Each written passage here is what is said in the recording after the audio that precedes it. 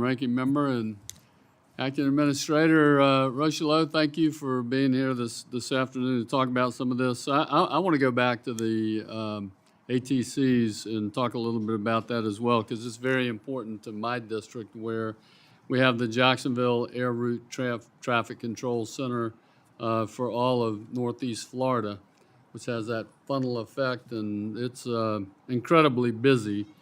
160,000 square miles of airspace, 20 military installations, 200 civilian airports.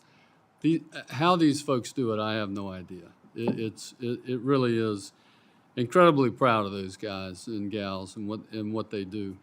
I was really happy to see this $97 million to hire 2,500. Question though, how much of that we're going to be able to accomplish. I'm concerned about that.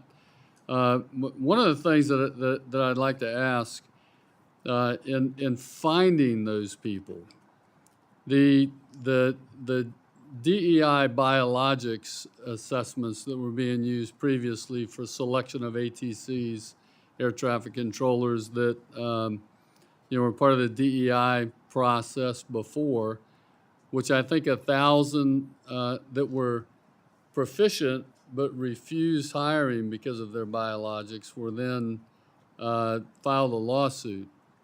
Of that 1,000, are we going back to those folks? I know we've gone back to performance-based selecting, right, correct?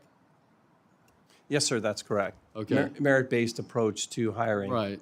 And so have we gone back to those that were rejected, who were proficient but rejected simply because of their race back, 3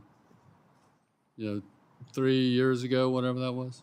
I am not specifically aware of those individuals or an effort to go back to them. I will be happy to take the IOU and get back to you and your staff to make sure that we follow up on that.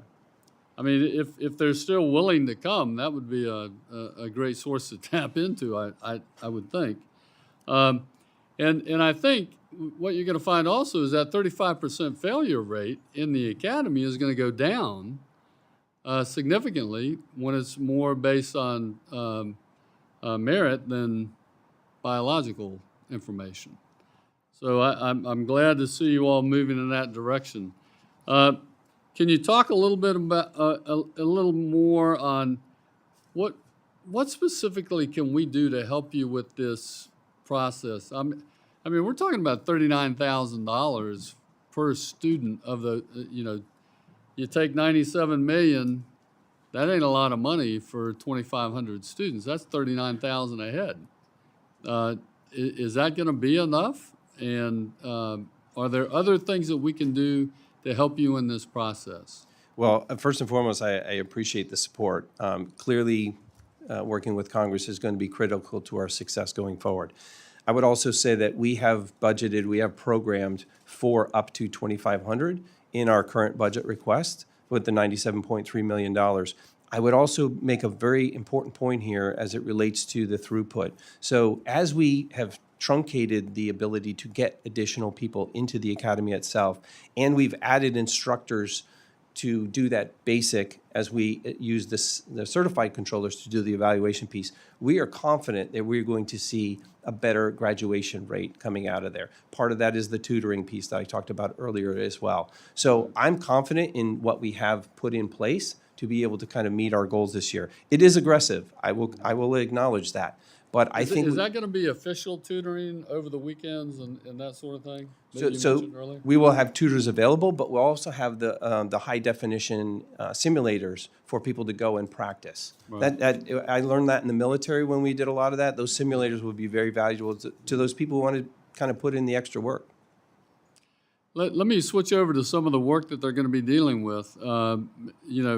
Particularly looking at your long career at FAA and in the Air Force, I'm sure you've seen eras where there's a lot of progress as well as a lot of stagnation within the aviation sector. And part of the future of aviation is drone and how that's going to fit into the commercial space. Now,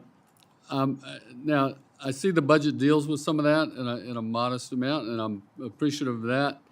But let me ask you, can you share with this subcommittee a bit about your vision for how the drone commercial space is going to fit together?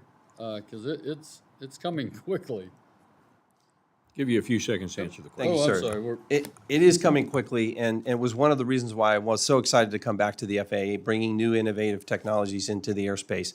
That includes drones, that includes advanced air mobility, the eVTOLs or air taxis, and it includes commercial space as well. Thank you. I'm sorry, Mr. Chairman. I went over my time.